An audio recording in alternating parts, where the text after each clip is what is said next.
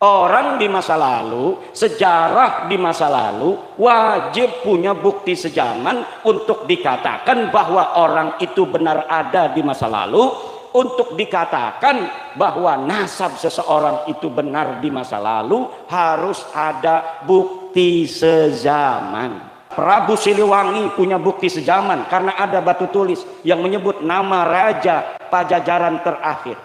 Namanya prasasti batu tulis. Kalingga di Batang Pekalongan ada prasastinya yang menyebut namanya. Keraton Surakarta, Keraton Kasunanan, Keraton Yogyakarta, nggak ada bukti sejaman pun masih wujud peninggalan arkeologisnya, budayanya, dan orang-orangnya masih bisa kita lihat. Apalagi semua apa yang ada di Keraton Jogja, Kasunanan, Pakualaman, Surakarta, Hadiningrat, semuanya dicatat semua. Nasab yang mau masuk nyangkok ke Yogyakarta ndak bisa karena ada kekancingannya. Begitu juga ada Balawi mau masuk menjadi cucu daripada Hamengkubuwono II, ndak bisa. Ada yang ngaku Balawi cucunya Hamengkubuwono, katanya punya istri anaknya Hamengkubuwono, punya mertua Hamengkubuwono dan lain sebagainya. Kemudian kuburannya, kuburan panglima perang daripada Yogyakarta, dirubah namanya jadi Baklawi. Kanjeng Raden Tumenggung Sumodiningrat, adanya di Bantul Pleret. Dia pahlawan karena dia perang dengan Inggris, lalu Inggris kalah, tetapi beliau meninggal dunia di masjid, dipenggal lehernya sebagai seorang kesatria tahun 1811. Namun hari ini orang Jawa asli itu makamnya jadi bin Yahya. Bu, kira-kira dolim gak tuh orang yang ganti-ganti tuh? Bu, dolim gak? Jawab. Jahat apa tidak? Jahat apa tidak? Hari ini di Indonesia setelah datang kaum Ba'alwi mengaku sebagai cucu Nabi tahun 1850-an sampai 1943, banyak orang percaya, terutama orang NU, Muhammadiyah tidak percaya, Al-Irsad tidak percaya, Persis tidak percaya, Syarikat Islam tidak percaya, NU percaya. Kenapa NU percaya? Karena Kiai mah dulu Syekh Hasyim Asy'ari meneng-meneng baik. Kiai Hasyim Asy'ari enggak ngomong Baklawi batal. Kalau pengakuan itu la yata'allaqu bimanfaatin, itu enggak ada masalah, enggak ada soal. Karena dulu mungkin Ba'alwi yang ditemui Mbah Hasyim itu masih malu-malu. Enggak ada yang dawir-dawir minta-minta duit, minta-minta kambing. Kalau lagi haulan dia pengen dikirim kambing 1 truk. Betul apa tidak? Tadi tuh saya sebelum datang ke sini ada mantan kibin ngomong, karena biasanya kalau haulan itu di sana itu bawanya dari sini 1 truk kambing, dapat nyari-nyari katanya. Panitianya dia dibawa ke sana tuh. Itu mantan kibin tuh. Kadang-kadang untuk masjid sendiri masih susah, betul? Kadang-kadang kiai kita yang sejak kita dalam kandungan sudah mendoakan kita, ketika kita 4 bulan kita panggil kiai, doain kiai. Betul apa tidak? Di sini ada enggak 4 bulanan? 4 bulanan hamil istri kita panggil kiai, suruh ngedoain anak kita yang ada dalam perut. Kemudian ketika 7 bulan kita manggil kiai lagi, suruh ngedoa lagi, diamplopin paling 5.000 10.000. Kemudian ketika lahir manggil lagi kiai lagi, namanya nyuguh tamu, doa lagi. Nanti dapat 7 hari manggil lagi, suruh nyukur rambut, doa lagi kiai itu. Kemudian sunatan, manggil kiai lagi. Pas besar dia dikasih rizki sama Allah, duitnya miliaran, ngasih alpatnya ke Habib. Kibin.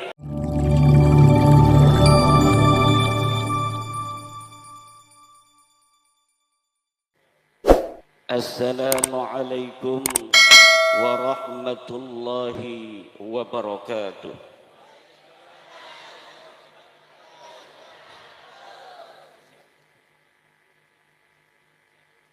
Alhamdulillahil malikil hakim, الجواد الكريم العزيز الرحيم، فالطريق إليه واضح للقاصدين والدليل عليه لائق للناظرين، والصلاة والسلام على سيدنا محمد وعلى آله وأصحابه الطيبين الطاهرين. يا حي يا قيوم يا حنان يا منان يا ديان يا سلطان يا ذا الجلال والإكرام، اللهم أمطر صبيب الرحمة والمغفرة على شيخنا كياي حجي موسى أشعري وعلى جميع المشايخ في هذه القرية وجميع مؤسسي نهضة العلماء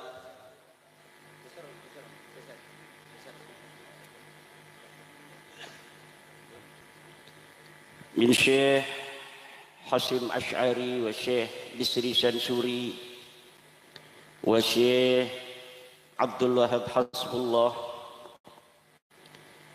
وجميع من دفن في هذه البلدة من المؤمنين والمؤمنات والمسلمين والمسلمات، اللهم اغفر لهم وارحمهم وعافهم واعف عنهم وأكرم نزلهم ووسع مدخلهم واغسلهم بالماء والثلج ونقهم من الخطايا كما ينقى الثوب الأبيض من الدنس، اللهم اجعل قبورهم وقبورهن روضة من رياض الجنان ولا تجعل قبورهم وقبورهن حفرة من حفر النيران، يا حي يا قيوم يا حنان يا منان يا ديان يا سلطان يا ذا الجلال والإكرام، أما بعد،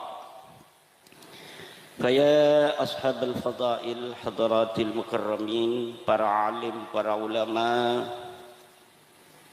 dari desa yang mulia ini, Bapak Kiai Haji Ibrahim, Ketua MWC NU yang hadir, alhamdulillah, Kesepuan PWI LS Daerah Perjuangan Wali Songo Indonesia Wilayah Jawa Timur Kiai Haji Ansori, Ketua PWI LS Bojonegoro Gus Jibril, Panglima Laskar Sabilillah dari Kabupaten Bojonegoro, perwakilanipun saking Kraton Kasunanan Surakarta, Bapak Kanjeng Pangeran Musripin Amungjiwo, Kakanda Ki Agung Purwo, beliau adalah kesepuhan dari Pagar Nusa Nasional dan juga Ketua Spiritual Pagar Nusa Dunia. Kampung ini sudah punya tokoh dunia. Ki Ageng Purwo ini adalah ketua spiritual Pagar Nusa Dunia. Juga Gus Dewa Habibur Rahman, Gus Abdul Qadir, dan keluarga besar almarhum al-maghfurullah Kiai Haji Musa Asy'ari. Ini Kiai Haji Musa Asy'ari, walaupun saya ini sedang banyak acara, tapi Allah mentakdirkan malam hari ini dengan wasilah Ki Ageng Purwo, Kiai Ansori, Gus Dewa, saya diberi kemudahan oleh Allah untuk bisa hadir di Bojonegoro, Bumi Malwapati. Kenapa? Karena Kiai Musa Asy'ari mempunyai guru yang sama ke atas dengan saya. Beliau berijazah thariqah dari Kiai Musta'in Romli, Kiai Musta'in Romli dari Kiai Romli Tamim, Kiai Romli Tamim dari Kiai Khalil, Kiai Khalil dari Kiai Hasbullah Madura, Kiai Hasbullah Madura dari Syekh Abdul Karim Tanara, Banten. Saya mengambil Thariqah Qadiriyah wa Naqsyabandiyah dari guru saya Syekh Wasi' bin Anwar. Beliau mengambil dari Syekh Aliuddin Salib. Beliau mengambil dari Syekh Abdul Muttalib. Beliau mengambil dari Syekh Asnawi Caringin. Beliau mengambil dari Syekh Abdul Karim Tanara Banten. Jadi baini wa bainahu murabatatun tariqiyyatun, murabatatun rabbaniyah. Ada ikatan ketarikatan, ada ikatan ilahiyah, ada ikatan rabbaniyah, al-ma'arif ar-rabbaniyah. Ada ma'rifat-ma'rifat rabbani yang diberikan oleh Allah Subhanahu wa taala kepada hambanya yang senang menyebut namanya. Apabila orang selalu menyebut namanya, siapapun, bukan hanya kepada Allah, sering menyebut nama seseorang, maka akan ada ikatan ma'rifat antara dia dan orang yang sering disebutnya.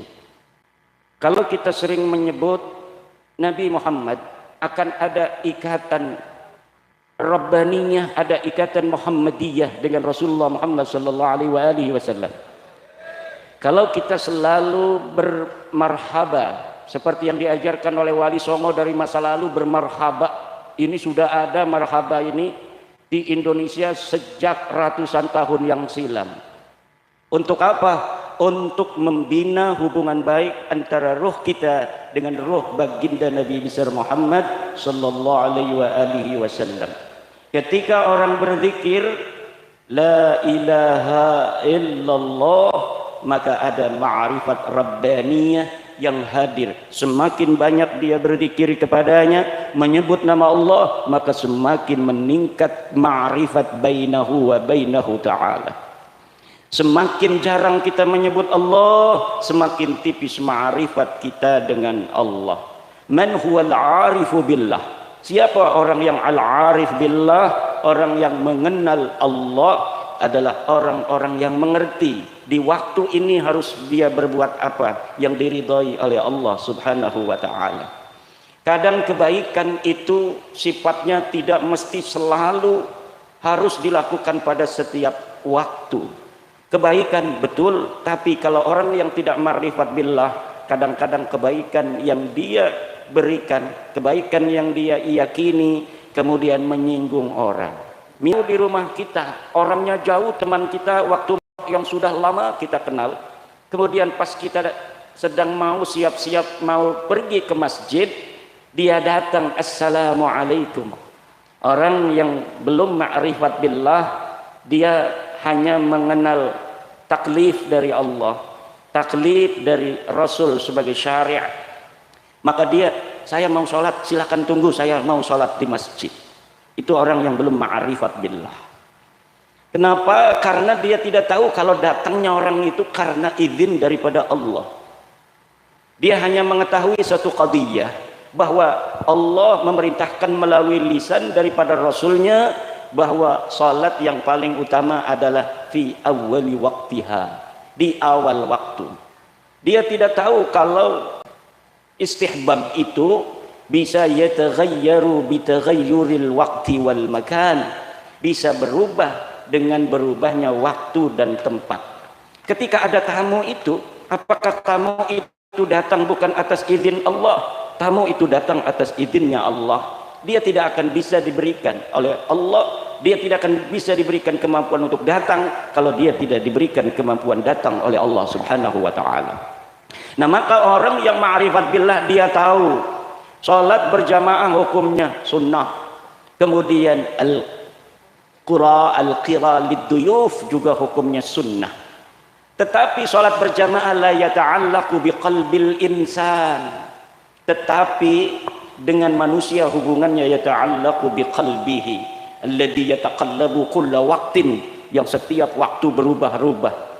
Ketika dia baru datang dari jauh, dari Banten, punya teman di Ngelumber ya. Assalamualaikum Ki Agung Purwo, saya senang misalnya datang 1 tahunnya yang akan datang, tiba-tiba Ki Agung Purwo udah pakai peci, pakai sejadah, dimerekin. Orang yang suka sholat berjamaah. Kira-kira pas saya disuruh duduk nungguin dia di masjid, hal waqa'a fi qalbi syai'un? Na'am, waqa'a fi qalbi syai'un.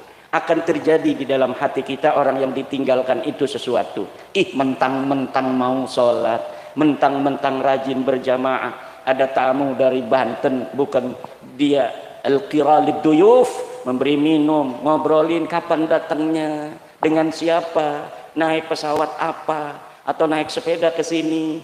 Baru setelah itu, setelah kangen daripada tamunya hilang itu, baru dia, ini mau udah sholat belum? Oh belum. Apa mau sholat bareng? Apa makan-makan dulu di sini? Oh saya mau sholat bareng. Nah itu bagus apa tidak? Bagus apa tidak? Itu adalah al-arif billah, orang yang ma'rifat billah. Dia tahu mana yang Allah suka pada saat itu. Kalau ibu lihat, bapak lihat itu Bapak Teddy. Kenal Bapak Teddy? Ajudannya Bapak Presiden. Kenal apa tidak? Ibu-ibu tahu nggak Pak Teddy? Pak Teddy itu kalau Bapak Prabowo mau masuk ke dalam mobil, sebelum diperintah, Pak Teddy itu ma'rifat di Prabowo. Dia buka pintu mobil Bapak Prabowo. Ketika Pak Prabowo keringatan, Pak Teddy langsung ngambilin tisu. Itu namanya ma'rifat di Bapak Prabowo. Ketika Bapak Prabowo megang-megang rambut, langsung Pak Teddy siapin, sis. Itu namanya ma'rifat di Prabowo. Orang yang ma'rifat billah, dia akan tahu apa yang mesti dia lakukan saat itu di tempat itu untuk menarik kasih sayang dan keridhaan Allah subhanahu wa ta'ala. Allahumma a'tini ridhaka wa ma'rifataka wa mahabbataka. Allahumma a'tini ridhaka wa mahabbataka wa ma'rifataka. Amin Allahumma. Dan insyaallah al-arif billah, Kiai Musa Asy'ari Allah tempatkan dalam cinta dan kasih sayangnya. Sebagaimana telah dikatakan sedikit tadi salah satu sambutan, bahwa beliau adalah man fi hayatihi, orang yang di dalam hidupnya begitu teguh memegang kebenaran, orang yang la yakhafu laumata laim, orang yang tidak takut dicaci oleh orang-orang yang mencaci, orang yang telah memiliki ma'rifat dan nur minallahi subhanahu wa ta'ala. Yang dia lihat hanyalah Allah, dia takuti hanyalah Allah, yang dia tuju hanyalah Allah. Maka hidup dan mati bagi orang semacam itu sudah tidak ada bedanya lagi. Dan alhamdulillah Allah takdirkan saya bisa mengalap barokah kepada al-arif billah Syekh Musa Asy'ari, yang merupakan cucu murid daripada orang Banten juga, yaitu Syekh Abdul Karim Al-Bantani. Syekh Abdul Karim Al-Bantani ini adalah mamang daripada Syekh Nawawi Tanara Banten. Syekh Nawawi dan Syekh Abdul Karim umurnya tidak terlalu jauh. Syekh Nawawi dan Syekh Abdul Karim umurnya tidak terlalu jauh. Pada umur 15 tahun Syekh Nawawi Tanara dan Syekh Abdul Karim apakah bareng ataukah tidak, tetapi beliau ada sama-sama di Makkah Al-Mukarramah. Syekh Abdul Karim kiai besar, tapi beliau senangnya berzikir, mendoakan orang lain dan mengasuh thariqah. Syekh Nawawi Tanara senangnya ngajarin santri, senangnya adalah ngarang kitab. Ketika hidupnya itu yang disebut kiai besar itu adalah Syekh Abdul Karim, karena Syekh Abdul Karim murid-muridnya orang-orang tua, rizkinya juga banyak. Syekh Abdul Karim kenapa? Karena muridnya tua-tua, kaya-kaya. Syekh Nawawi muridnya santri semua, yang namanya santri. Betul apa tidak? Mau ngarang kitab itu, Syekh Nawawi Tanara itu menjual tanahnya yang ada di Tanara. Setelah dikarang, dicetak. Itu dicetak itu tidak gratis. Pertama kali harus modal dulu. Syekh Nawawi rela, beliau anak orang kaya di Tanara. Sawahnya setiap ngarang kitab dikasih di percetakan harus bayar dulu. Syekh Nawawi ngejual satu sawahnya. Kalau ngarang kitab lagi kemudian mau dicetak, jual sawah lagi di Tenara, kemudian buat nyetak kitab. Sampai di Tenara saat ini yang tersisa hanya rumah dulu Syekh Nawawi dilahirkan, padahal ayahnya Kiai Umar adalah orang kaya karena cucu daripada Sultan Banten Maulana Hasanuddin. Hari ini saya bisa ngalap barokah di saudara daripada Thariqah Qadiriyah Naqsabandiyah saya yang ada di Bojonegoro. Bojo itu kalau bahasa Jawa kresek. Saya juga bahasa Jawa, tapi Jawa kresek namanya. Jawa Tenara. Kresek Tenara itu iring-iringan. Saya masuk Kabupaten Tangerang, Tanara masuk Kabupaten Serang. Jadi perbatasan Serang dan Tangerang. Saya di Tangerangnya, Syekh Nawawi masuknya Serang. Tapi Syekh Nawawi kecilnya ngajinya di Kresek. Di kampung saya gurunya namanya Syekh Ayib atau Syekh Syarif. Kemudian beliau mengaji kepada pamannya di Serang namanya Syekh Sahal. Sampai umur 15 tahun kemudian pergi ke Makkah Al-Mukarramah. Bojonegoro ini jangan sembarangan kesepuan PWI. Syekh, Bojonegoro ini adalah kabupaten di Indonesia salah satu yang namanya sudah disebutkan tahun 1301 Masehi. Kampung-kampung di Kali Tidu ya, itu sudah ada di prasasti Adan-Adan sejak tahun 1301 Masehi. Sekarang 2025,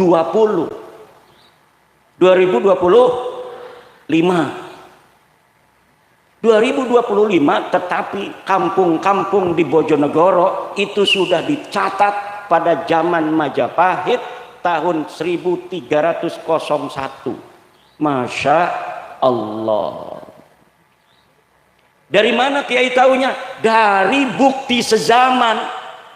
Bojonegoro ini ada bukti sezamannya berupa prasasti dari perunggu di kampung Kalidatu. Itu apa kampungnya?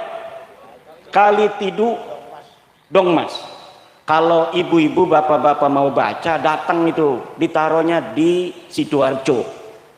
Ditemukannya di Kalitidu, tapi sekarang ditaruhnya di Museum Sidoarjo Empu Tantulang.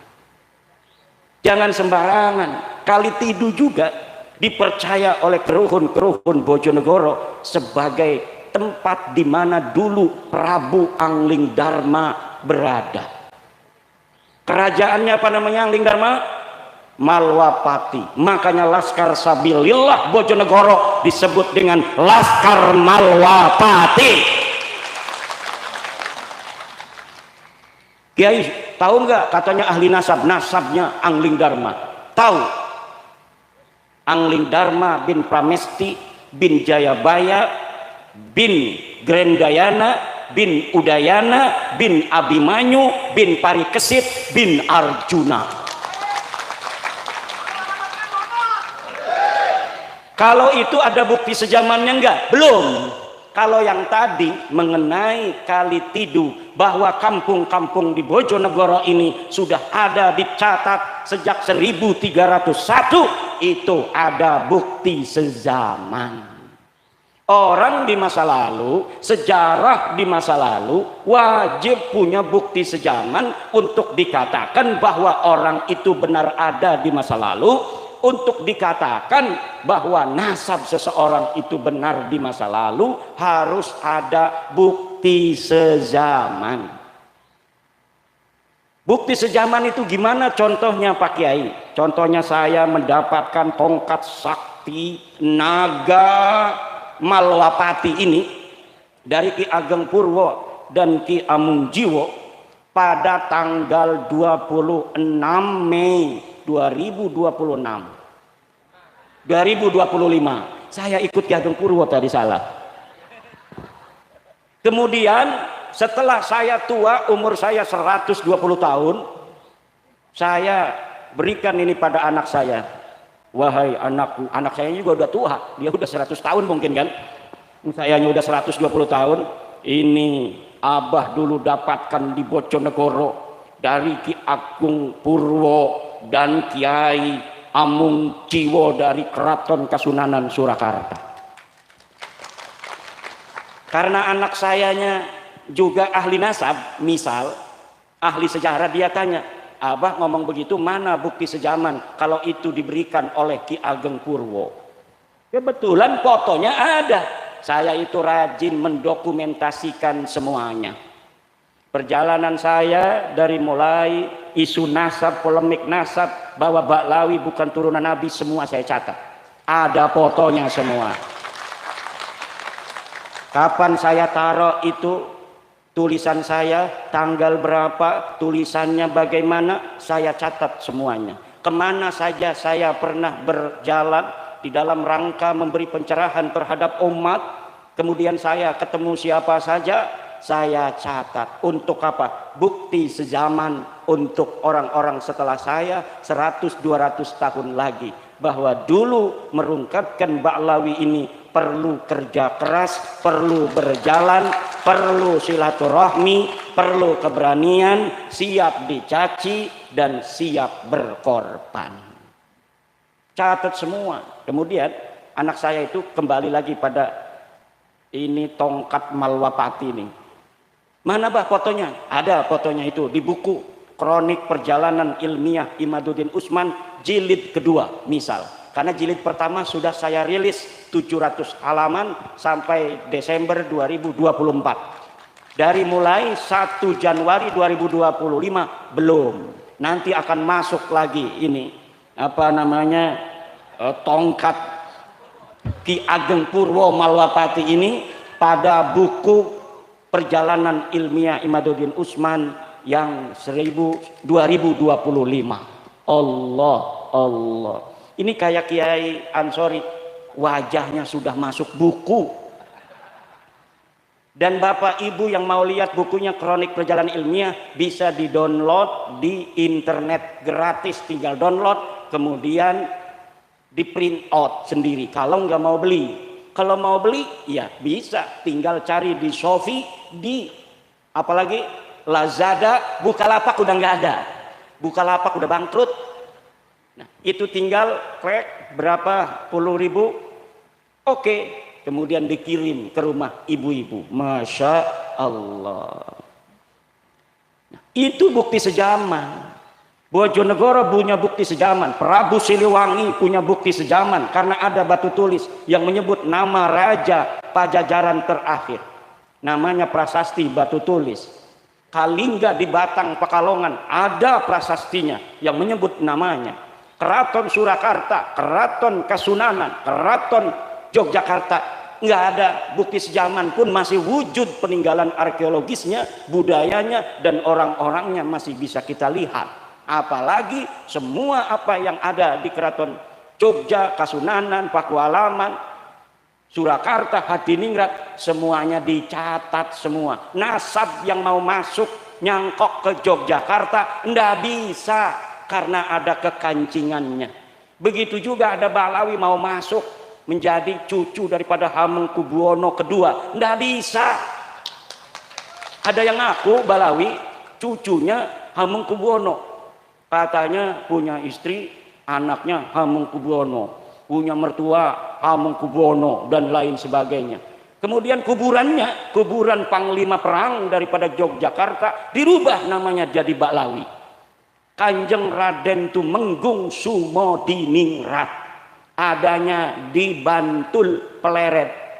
Dia pahlawan karena dia perang dengan Inggris, lalu Inggris kalah, tetapi beliau meninggal dunia di masjid, dipenggal lehernya sebagai seorang kesatria tahun 1811. Namun hari ini orang Jawa asli itu makamnya jadi bin Yahya.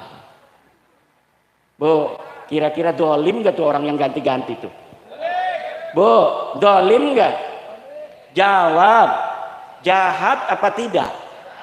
Jahat apa tidak? Kalau jahat, kenapa nggak didiamkan?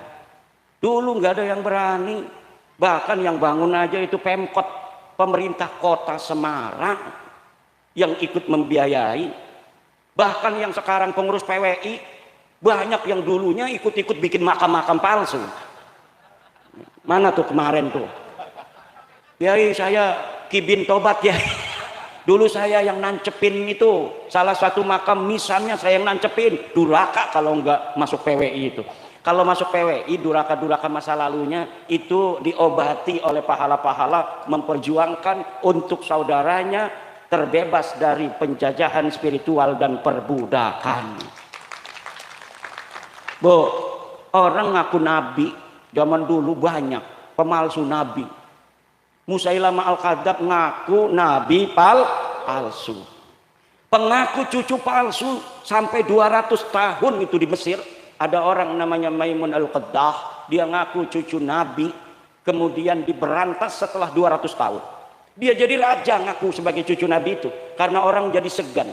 Tetapi kelakuannya nggak benar keluarga besar dia dan keturunannya.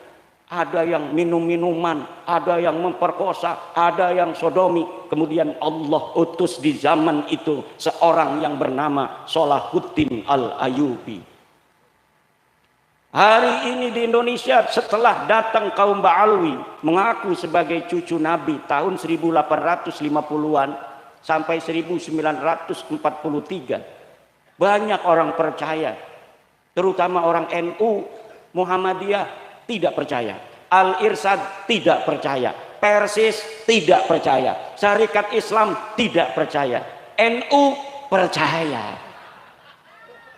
Kenapa NU percaya? Karena di NU memang zaman dulunya kiai-kiainya turunan Nabi semua, turunan wali turunan Nabi. Jadi ketika ada orang ngaku dianggap saudaranya, oh berarti saudara saya ini. Kemudian ternyata lama-lama ngalahin. Lama-lama kiai yang pinter-pinter, kemudian dia yang goblok, kagak bisa baca Fathul Qorib, kagak bisa nasrib, nggak ada yang hafal Quran, nggak ada yang enak ngajinya kalau jadi imam. Kemudian dia merasa lebih mulia daripada kiai-kiai kampung. Katanya, satu Habib yang bodoh, walaupun suka maksiat, walaupun suka berzina, dia lebih mulia dari kiai 70 kiai. Na'udzubillah. Saya masih lihat dari Tulungagung seorang Ba'lawi itu kemarin di YouTube. Dia bawa-bawa Ibnu Hajar. Kata dia, itu pendapat pribadi Ibnu Hajar, bahwa Ibnu Hajar mengatakan satu Ba'lawi yang bodoh itu lebih baik daripada 70 ulama. Karena apa? Karena kemuliaan Ba'lawi adalah zatnya, sedangkan kemuliaan ulama adalah aradnya, sifatnya. Zat dan sifat lebih mulia mana? Lebih mulia zat, betul. Zat dan sifat lebih mulia zat, karena zat la yataghayyar wala yartafi'u an syai'in. Dzat kalau dzatnya hilang ya syai'unnya itu tidak ada. Tetapi kalau arad, syai'un itu dzat, aradnya sifatnya hilang, syai'unnya masih ada. Itu lebih mulia dzat, betul. Tapi kamu bukan cucu Nabi. Masalahnya itu, kamu cuma ngaku-ngaku cucu Nabi. Kamu tidak mulia. Dalam darahku, dalam tubuhku mengalir darah Rasulullah. Tidak ada. Kamu sudah dijajal darahnya, diperiksa. Darahnya sudah diperiksa di laboratorium family 3DNA. Darah kamu darah G. Wong India, wong Kaukasus, Turki, itu kebanyakan itu. Bukan orang Arab. Cucu Nabi itu harus orang Arab. Darahnya cucu Nabi itu yang asli adalah darah Arab karena Nabi orang Arab. Kalau Arab, kalau keturunan garis laki-laki lurus harus J1. Sedangkan Habib-Habib Ba'lawi ini ngakunya lurus ke Nabi garis laki, tapi darahnya diambil pas sudah terbukti, sudah selesai diperiksanya, hasilnya G semua. 180 orang yang sudah tes DNA baik di Indonesia maupun yang di Yaman, semuanya gagal sebagai keturunan baginda Nabi besar Muhammad sallallahu alaihi wasallam. Itu secara tes DNA. Secara ilmu nasab, ilmu tarikh, ilmu sejarah, saya sudah meneliti penelitian daqiqan bahwa memang mereka sama sekali tidak ada kaitan dengan baginda Nabi besar Muhammad sallallahu alaihi wasallam. Man huwa badrun, man huwa syamsun, man huwa nurun fawqa nurin, man huwa iksiru wa ghali, man huwa misbahus suduri. Nabiyuna wa maulana Muhammad tidak ada kaitan sama sekali dengan Ba'alwi, tidak ada kaitan nasab apa-apa dengan Ba'alwi, para habib-habib yang mengutus cucunya itu tidak ada, hanya mengaku saja. Lah kalau mengaku kita aja semua mengaku, siapa kek cucunya Jokowi kek, siapa aja bisa ngaku, betul apa tidak? Soekarno meninggal 1970, kita ngaku saya cucunya Soekarno, pantes wong Soekarno masih punya cucu, paling punya buyut jangga paling kan. Orang yang ngaku cucunya Soekarno anaknya Mega Puan, Mbak Puan umurnya kayak Kiai Ansori. Jadi Kiai Ansori mengaku cucunya Soekarno wajar. Dari anak siapa Kiai Ansori? Dari ibu yang tidak diketahui. Ya. Itu bapak-bapak ibu-ibu. Kenapa dulu katanya kan banyak yang ngomong Kiai-Kiai Kibin tuh yang Kiai-Kiai Kibin. Kiai mah dulu saya Hasyim Asy'ari meneng-meneng baik. Kiai Hasyim Asy'ari enggak ngomong balawi batal. Kalau pengakuan itu la yata'allaqu bimanfaatin, itu enggak ada masalah, enggak ada soal. Karena dulu mungkin Ba'alwi yang ditemui Mbah Hasyim itu masih malu-malu. Enggak ada yang dawir-dawir minta-minta duit, minta-minta kambing. Kalau lagi haulan dia pengen dikirim kambing 1 truk, betul apa tidak? Tadi tuh saya sebelum datang ke sini ada mantan kibin ngomong, kan biasanya kalau haulan itu di sana itu bawanya dari sini 1 truk kambing, dapat nyari-nyari katanya. Panitianya dia dibawa ke sana tuh. Itu mantan kibin tuh. Kadang-kadang untuk masjid sendiri mah susah, betul? Kadang-kadang kiai kita yang sejak kita dalam kandungan sudah mendoakan kita, ketika kita 4 bulan kita panggil kiai, doain kiai. Betul apa tidak? Di sini ada enggak 4 bulanan? 4 bulanan hamil istri kita panggil kiai, suruh ngedoain anak kita yang ada dalam perut. Kemudian ketika 7 bulan kita manggil kiai lagi, suruh ngedoa lagi, diamplopin paling 5.000 10.000. Kemudian ketika lahir manggil lagi kiai lagi, namanya nyuguh tamu, doa lagi. Nanti dapat 7 hari manggil lagi, suruh nyukur rambut, doa lagi kiai itu. Kemudian sunatan, manggil kiai lagi. Pas besar dia dikasih rizki sama Allah, duitnya miliaran, ngasih alfatnya ke Habib. Kibin, otak ini ngendi sih aku Kibin? Kibin, otak taruh di mana? Terus yang ngajarin kita sholat, yang ngajarin kita wudhu, kiai kampung di musola-musola kecil, di masjid-masjid.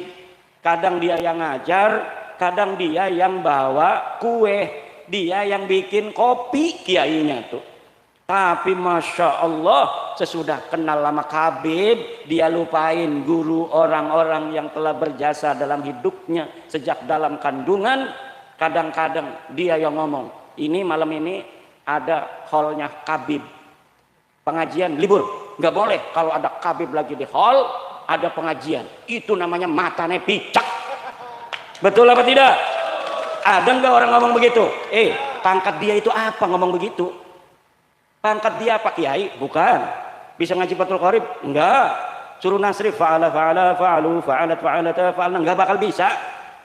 Suruh ngelal qala ashu qawala ala wazni fa'ala enggak bakal mampu. Suruh menghafal al-qawaid al-fiqhiyah enggak bakal bisa. Lalu pangkatnya apa?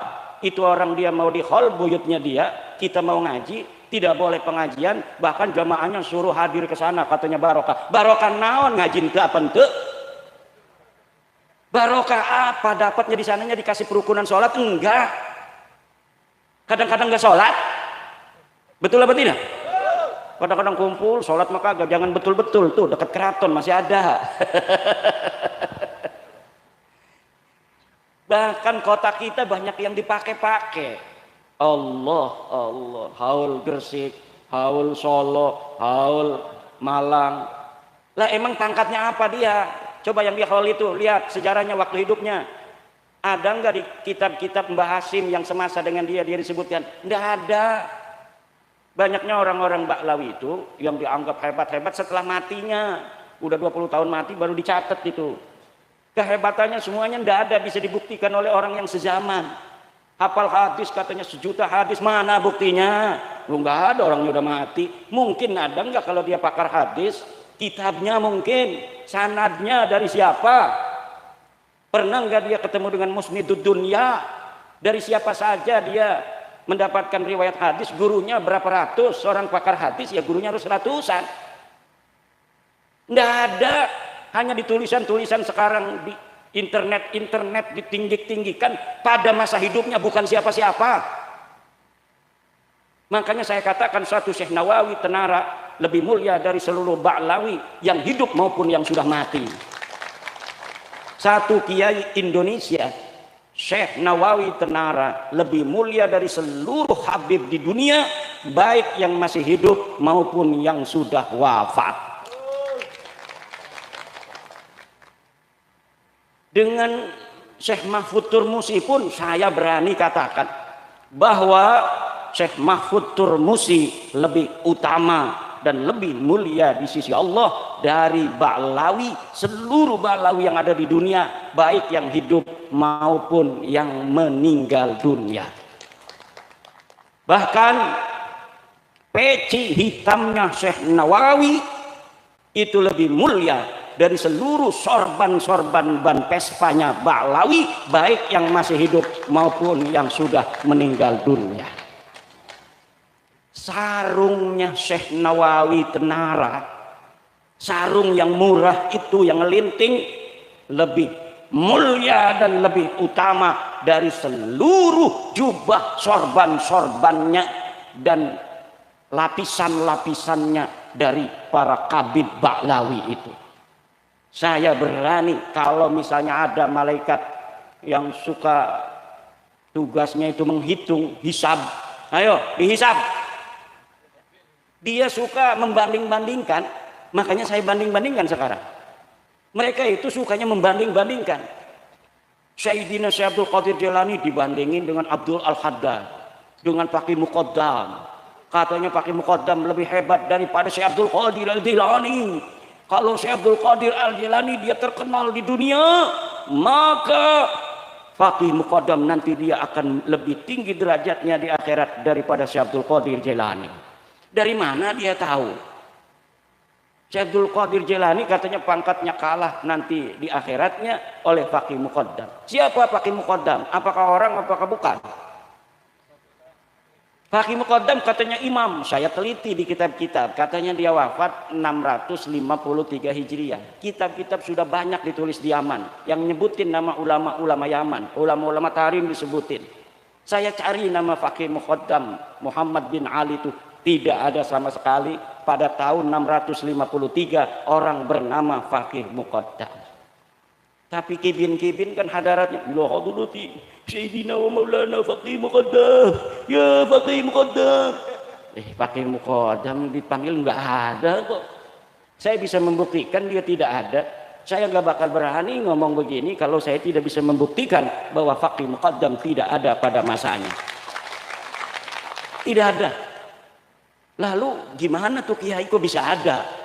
Ya Sangkuriang tahu? Sangkuriang, Superman, tahu? Batman, Gundala, nggak ada orangnya. Tapi kemudian anak-anak kita hafal. Coba idola kamu siapa? Superman, Batman, Gundala, Spiderman, Doraemon. Kalau dulu Sangkuriang, Kamandanu, Angling Dharma, tak kayak tadi Angling Dharma tuh. Itu belum ditemukan bukti sezaman. Saya baca dalam sejarah Bojonegara Bojonegoro, kalau Bojonegoro di Banten. Di Bojonegoro bahwa para pakar-pakar Bojonegoro belum menemukan bukti sezaman betulkah dulu di Bojonegoro ini ada angling dharma. Tetapi itu adalah sebuah kekayaan kebudayaan daripada Bojonegoro.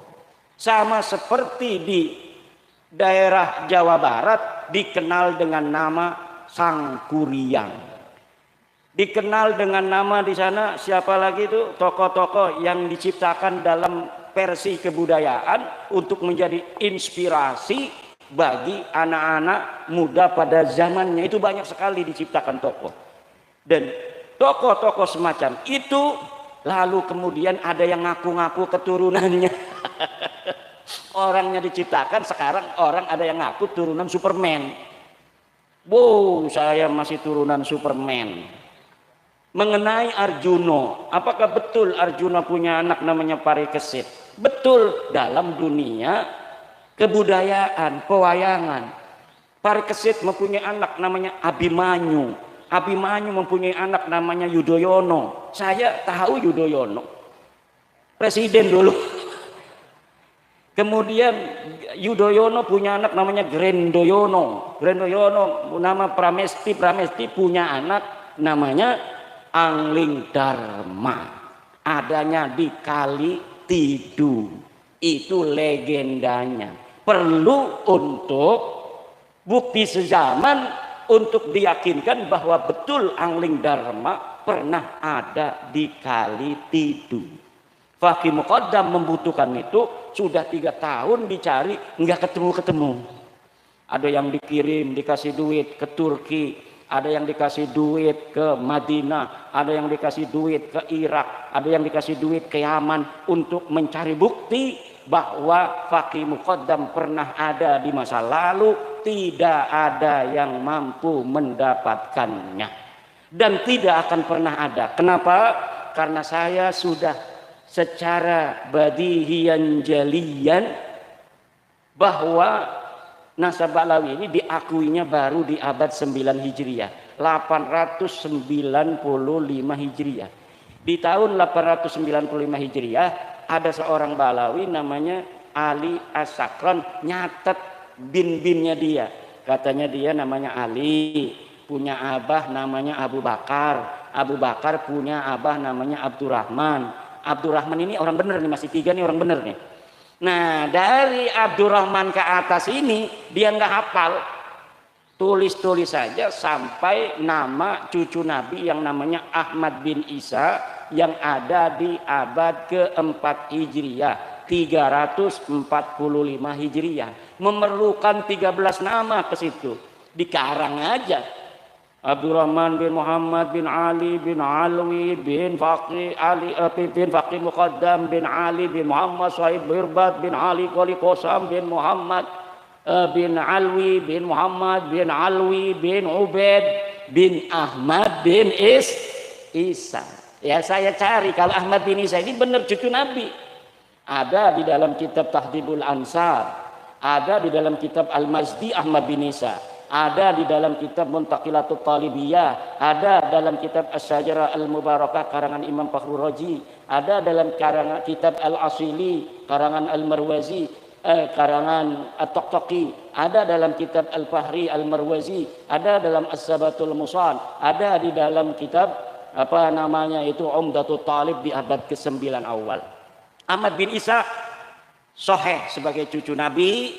Anak-anaknya 3 ditulis dalam kitab-kitab itu mulai abad ke-5 Hijriah ditulis. Anaknya itu 1 Muhammad, 2 Ali, 3 Husain. Tidak ada anak bernama Ubaid. Leluhurnya Kabib-Kabib ini namanya katanya Ubaid. Katanya anak Ahmad bin Isa cucu Nabi. Dilihat di dalam kitab-kitab masa lalu yang hari ini masih ada dicetak. Karena kitab masa lalu itu punya Imam Syafi'i itu tahun 150 Hijriah Imam Syafi'i lahir, beliau wafat 205 Hijriah, kitabnya masih ada sampai hari ini. Begitu pula kitab-kitab nasab, banyak kitab nasab itu yang saya ambil hanya beberapa, paling 30 yang saya sebut di dalam kitab. Kenapa? Karena itu yang menyebut Ahmad bin Isa. Yang lain itu keluarga lain. Jadi nggak perlu untuk saya sebutkan. Kalau disebutin semua 200 kitab nasab dan sejarah bapak-bapak dan ibu-ibu. Yang semuanya memperkuat dan membatalkan nasab Habib sebagai keturunan Nabi. Lalu mereka marah-marah sama saya. Nggak mau nerima. Ini fitnah, hasud, iri, dengki, punya kebencian pada turunan Nabi. Kebencian turunan Nabi siapa? Saya turunan Nabi. Mana buktinya? Nggak perlu bukti, husnudon aja. Nggak mau husnudon mah. Nanti kamu minta uang sama saya. Kalau kita husnudon dimintain duit. Tapi kalau sudah kelihatan dia pakai kaos PWI nggak berani. Jadi orang-orang yang paling merdeka sekarang di Indonesia ini orang yang pakai kaos PWI. Nggak bakal itu. Misalnya nih perempuan-perempuan, hei se-Indonesia bikin jilbab yang ada lambang PWI, lambang Gunung Jawa itu. Insya Allah selamat daripada kezaliman Baklawi. Atau di depannya kan biasa kayak OSIS itu kan. Sekarang gambarnya PWI. Wah, selamat. Mau kan sekarang tuh di Jepara ada kayak apa ya? Kayak maniak. 31 anak perempuan diperkosa. Sama Syafiq Al-Habsyi. Habib 31 anak perempuan diperkosa. Baru tahun 2025 ini, masih beberapa hari yang lalu. Tapi sudah saya masukkan dalam kitab saya, dan kitab saya sudah dicetak kitab baru, judulnya Minhajun Nasabin fi Ibtali Nasabi Ba'lawi Al-Multasik lil Alawiyyin. Itu bisa di-download juga, gratis download kitab saya itu. Kalau orang ngarang kitab itu nggak mau ditaruh di internet, kenapa? Nggak dapat untung. Kalau saya setiap ngarang kitab, terutama kitab nasab ini, hari itu saya tabyid, hari itu saya share gratis. Begitu. Untuk apa? Karena tujuan saya ngarang bukan cari duit. Alhamdulillah Allah sudah kasih saya rezeki. Tapi untuk memberi pencerahan kepada saudara-saudara saya. Kenapa? Karena saya mantan kibin juga. Kibin semua ini, banyaknya kibin semua. Pengurus PWI ini banyaknya kibin-kibin. Pekalongan, tanya kenal saya enggak? Saya dulu kalau ngobrol di rumahnya itu ya di atas. Yang ada neng-nong. Orjennya itu. Sekarang alhamdulillah bebas merdeka. Orang yang merdeka dirinya diberi kekuatan oleh Allah, tidak mudah ditipu, tidak mudah diperdaya. Orang itu kalau sudah dia itu husnudon pada maling, udah tampangnya kayak maling ini, lah husnudon gak boleh kita suudon pada orang. Insya Allah laptop, HP di meja habis semua itu. Saya punya teman kiai, orangnya husnudon aja itu sama Balawi. Enggak, udah sampai enggak wawuh sama saya. Tahu enggak wawuh? Ini sekarang ini enggak wawuh sama saya gara-gara saya batalin nasab Balawi ini. Karena dia masih jadi kibin. Kemudian dia cerita, namanya temen, kalau ada musibah cerita. Kiai katanya, ada tuh yang biasa datang tuh sama kita. Biasanya ke dia datang, ke saya datang gitu. Terus itu saya ngobrol kan kalau di meja, ada HP, ada laptop. Terus ya biasa kan dia kalau mau pergi diamplopin, saya ambil uang, diamplopin. Pas saya kembali, HP dan laptop saya nggak ada. Terus saya nanya sama dia, Bib, katanya ini laptop sama HP saya mana? Oh nggak ada, dari tadi nggak ada itu namanya laptop dan namanya PHP. Ada Bib, tadi di sini nggak ada. Kamu salah katanya. Dia penasaran karena rumahnya pakai CCTV. Kiai banyak duit dia. Ada CCTV-nya. Dia lihat di kamar. CCTV-nya. Bener itu dimasukin ke tasnya. HP-nya, laptopnya dimasukin ke, dan dia tidak punya malu. Na'udzubillah.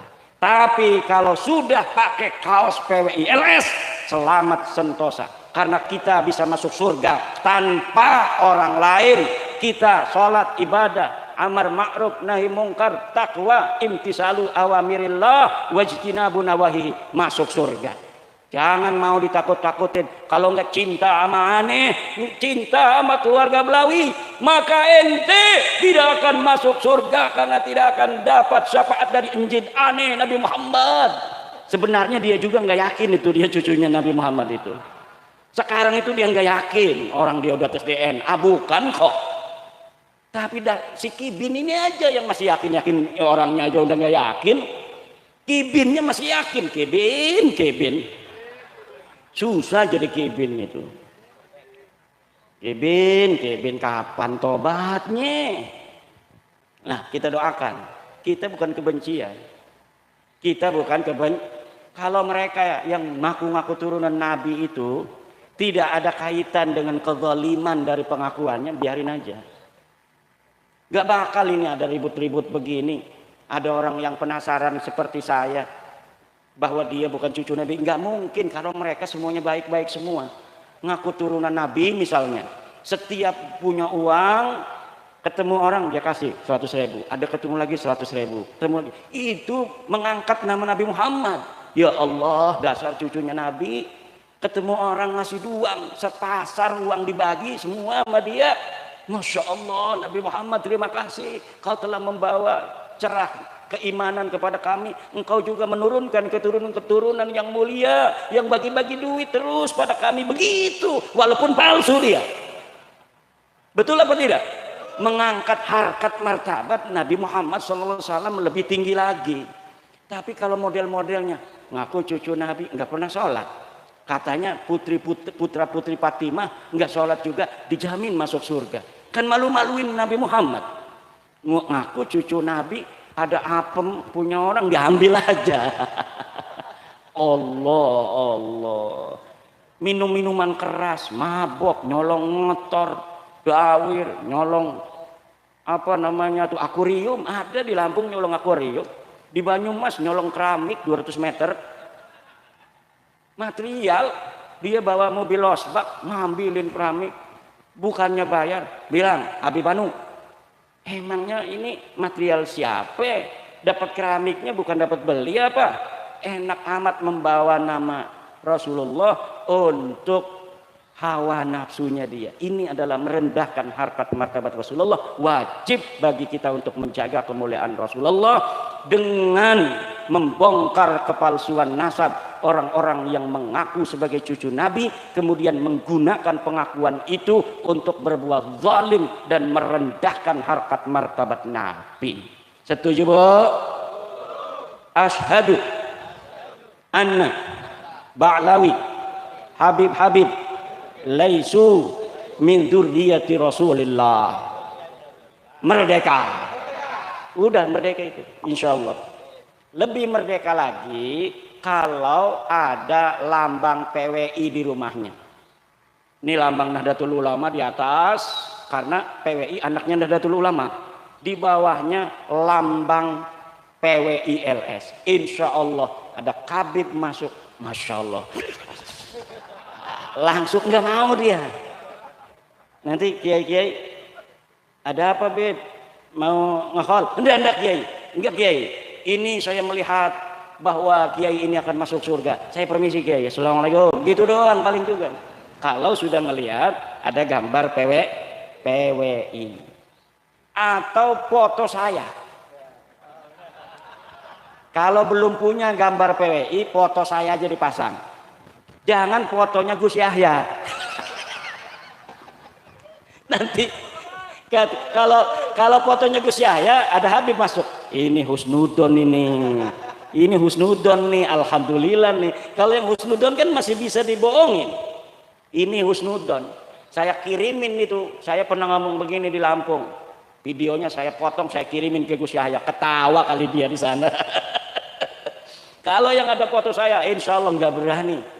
Itu para habaib itu dawir lagi. Tapi kalau ada foto Gus Yahya, wah ini babul husnudon ini, babul husnudon ini.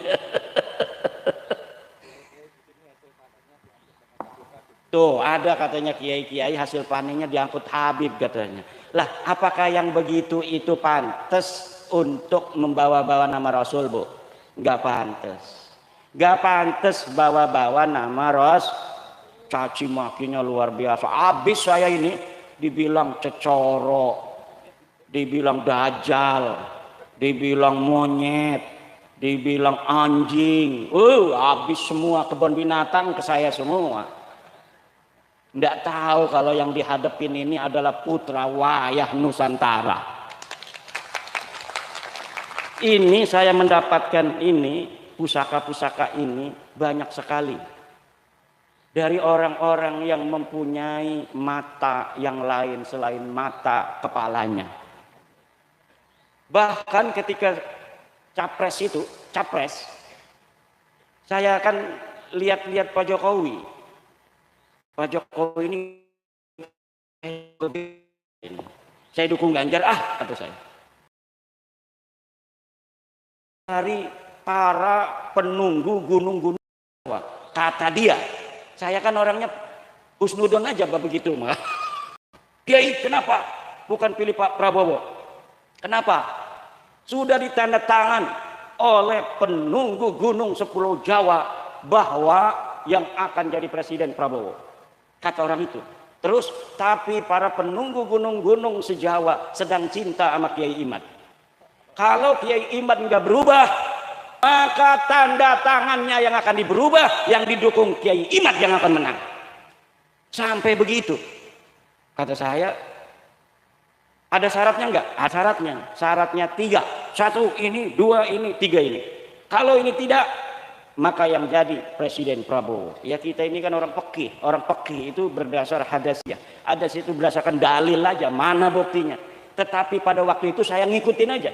Syaratnya saya penuhi. Yang 2, yang 1 tidak bisa dipenuhi oleh teman saya. Akhirnya ia tidak bisa dirubah. Prabowo tetap jadi presiden. Harus kita dukung sampai 5 tahun. Karena Bapak Prabowo yang dipilih oleh para penjaga Nusantara. Wah, ini halu nih Kiai Imad. Iya, ini lagi cerita halu dulu. Karena apa? Cerita-cerita dalil-dalil kan udah selesai. Balawi udah pik, bukan cucu Nabi. Dia nggak bisa lagi bawa dalil. Nggak bisa dia. Udah ditantang-tantangin tuh sama orang-orang. Berani nggak debat dengan Kiai Imad? Melempem baik. Yang suruh di depan itu orang-orang kayak Kor itu yang macam-macam. Kalau ada acara begini bikin kerusuhan. Paling begitu doang, lama-lama ditangkap polisi juga tuh orang begitu. Lama-lama ditangkap polisi. Kenapa? Karena dia mengganggu acara orang lain. Pengajian itu dilindungi undang-undang. Dia ganggu.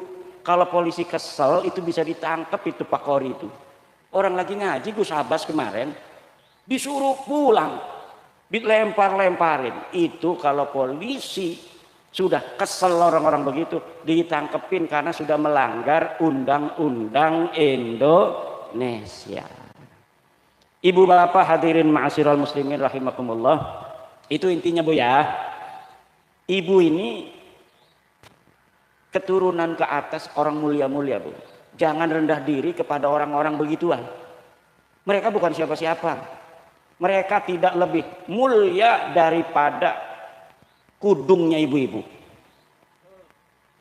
PWILS punya kaos yang keringetan itu lebih mulia dari seluruh jubahnya para Ba'lawi.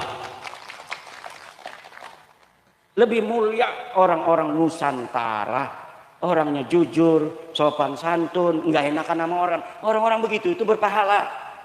Kiai tadi, Kiai itu Kiai Ibrahim nih. Biasanya kalau bukan acara begini mimpin tahlilnya panjang. Saya tahu itu.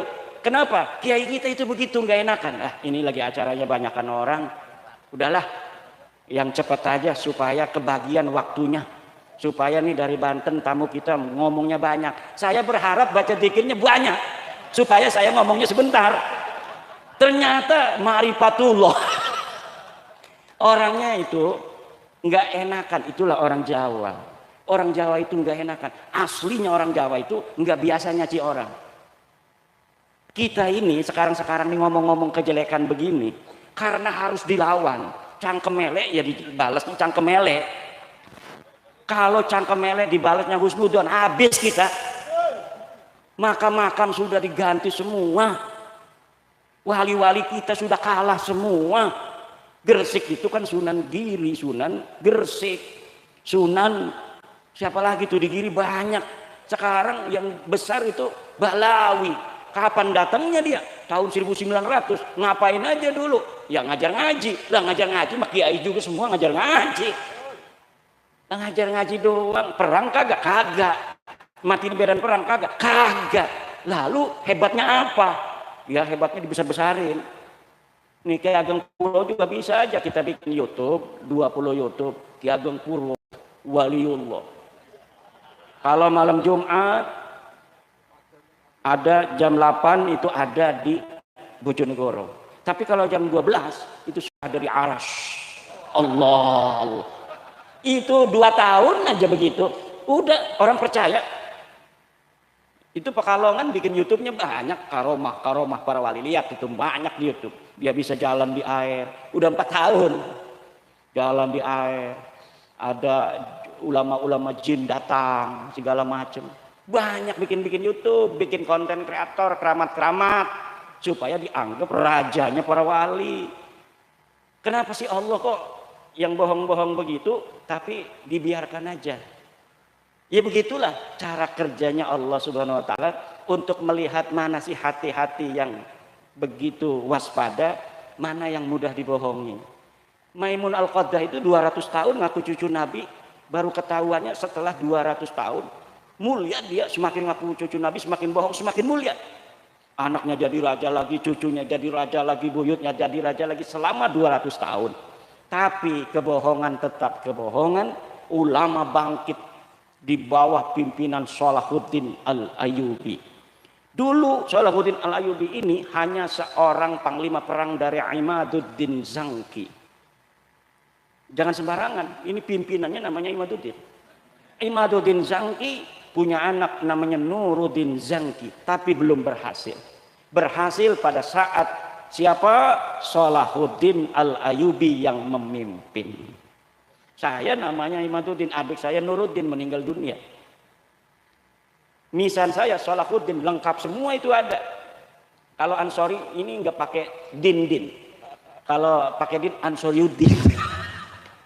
Karena kalau orang Banten itu yang nama din itu banyak sekali. Kenapa? Daerah Jawa banyak din tapi tidak sebanyak di Banten. Kenapa? Karena dari zaman dulu sultan-sultannya pakai din semua. Hasanuddin. Ini sultan pertama. Sultan kedua nggak ada dinnya. Sultan ketiga Nasruddin. Kemudian Sultan Aliuddin, Sultan Rafiuddin dan lain sebagainya. Banyak juga yang pakainya Zainal Arifin, Sultan Zainal Asikin. Ada yang pakai Muhyiddin. Nah, pakai din juga tuh Sultan Muhyiddin. Terakhir Sultan Sofiyuddin. Nah, itu ciri-ciri nama-nama khas Banten. Nah, ini ibu bapak kita harus menjaga sejarah ini. Tanah ini tanah pusaka. Dulu leluhur-leluhur kita menjaganya luar biasa dengan darah dan air mata. Tidak boleh hasil kerja keras daripada leluhur kita kemudian dihapuskan begitu saja sejarahnya dengan disisipkan sejarah-sejarah palsu untuk kemudian dikuasai. Nih, kalau di Ngelumber apa namanya? Ngelumber dibangun makam Habib. Palsu misalnya. Syekh atau Habib Ahmad As-Segar. Wafat 1700. Dimerekin penyebar agama Islam di Ngelumber. Walaupun hanya sederhana begitu, lama-lama kiai-kiai kita yang dulu ngaji di Mbah Hasim, ngaji di Mbah Khalil, hilang semua peran-perannya bahwa ini yang betul-betul menyebarkan Islam. Nanti lama-lama ada anak KKN di IAIN. Orang Ngelumber kuliah di IAIN. Coba kamu ada makam keramat apa di desa kamu? Tulis skripsi di situ. Wah, ini yang lain kan kiai-kiai kita makamnya nggak mau digede-gedein, dikeramat-keramatin, itu biasa aja. Akhirnya dia taunya yang palsu ini. Sejarah masuknya Islam di Ngelumber oleh Habib Ahmad As-Segaf tahun 1700. Padahal bohong. Itu yang akan terjadi. Kenapa? Cara untuk menghancurkan bangsa dan menguasainya pertama rubah sejarahnya. Lalu hapus sejarah dan hubungan mereka dengan leluhurnya. Seakan-akan mereka hanya tahu mereka orang-orang budak, orang-orang awam yang mudah untuk ditundukkan. Satu generasi itu semua bangsawan-bangsawannya akan menjadi kambing. Generasi ketiganya sudah akan menjadi bebek. Itu orang Eropa yang nulis begitu. Jadi para politisi Eropa itu cara dulu menjajah bangsa Indonesia, Malaysia, terus di Yaman segala macam itu caranya dia kuasai secara ekonomi, kekuatan militer, agar dia selamat menjajah di situ ratusan tahun. Sedikit demi sedikit bangsawannya ditundukkan dengan sejarah palsu. Nah, kemudian diciptakan sejarah ini, disiapkan. Ketika masih hidup ini bangsawan pertama, pastikan dia akan melawan. Ini diumpetin dulu bukunya. Kalau sudah mati semua satu generasi, generasi kedua anaknya ini dikasih sejarah ini. Ini dulu, ini kan ditulis ketika ayah kamu hidup. Ketika ayah kamu hidup, ayah kamu kan nggak ngomong apa-apa. Setuju berarti dengan kitab ini. Padahal ayahnya itu nggak tahu kitab itu. Kayak sekarang Mbah Hasim. Mbah Hasim dibawa terus kan. Dulu Mbah Hasim diam saja dengan Balawi. Nggak ada Mbah Hasim ngomong bahwa Balawi bukan cucu Nabi. Padahal memang nggak ada urusannya Mbah Hasim dengan nasab Balawi itu. Karena dulu nggak ada yang ngaku-ngaku kami cucu Nabi, di dalam tubuh kami ada darah Rasulullah. Zaman Mbah Hasim nggak ada yang begitu. Semuanya cium tangan sama Mbah Hasim, semuanya di kakinya Mbah Hasim semua itu para habaib. Sekarang aja kiai-kiai kita nyium kakinya habaib. Dulu mereka yang nyium kakinya Mbah Hasim. Dulu mereka yang nyium kakinya Mbah Khalil Bangkalan. Dulu mereka yang ngemis-ngemis kepada Syekh Nawawi Tenara. Saya punya suratnya Utsman bin Yahya ngemis-ngemis kepada Syekh Nawawi Tenara. Ngemis-ngemis. Pengen diberikan sebuah tanda tangan oleh Syekh Nawawi Tenara agar kitabnya bisa dicetak di Mekah Al-Mukarramah. Syekh Nawawi tidak mau. Kenapa? Enggak bermutu kitabnya. Kitabnya tidak bermutu. Nggak bisa kitab model begini dicetak di Mekah Al-Mukarramah. Nggak level punya kamu itu Utsman bin Yahya. Begitu. Lah kita lebih mulia dari kamu. Nyata sudah. Makanya kita orang Jawa yang lebih mulia ini jangan mau jadi anak buahnya orang hina dina kayak mereka. Mereka orang hina dina, kita orang mulia. Masa orang mulia jadi anak buahnya orang hina dina? Orang hina dina. Kita turunan para raja, kita turunan Raden Wijaya, kita turunan Hamengkubuwono, kita turunan sultan, kita turunan sunan-sunan, kita turunan daripada raja-raja Majapahit, Bojonegoro, Tuban, Wilatita. Nama besar semua.